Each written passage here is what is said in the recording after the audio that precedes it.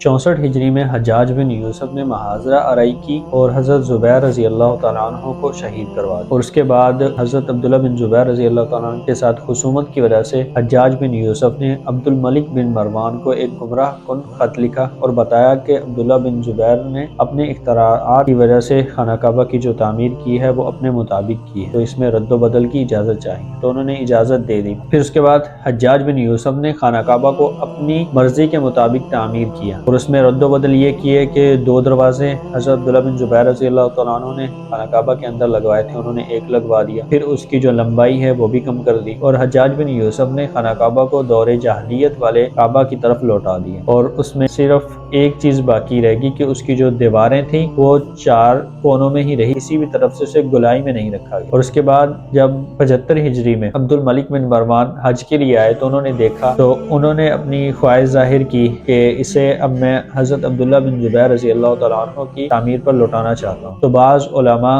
اور امام مالک رحمہ اللہ تعالیٰ نے اس کی اجازت نہیں دی، انہوں نے کہا کہ ہم اس کو صاحب اقتدار کا بازیجہ اطفال نہیں بنایا جا سکتا، اور یہی کوشش اس کے بعد ملک عبد الرشید نے بھی کی، لیکن امام مالک رحمہ اللہ تعالیٰ اور بعض علماء نے اس کی اجازت نہیں دی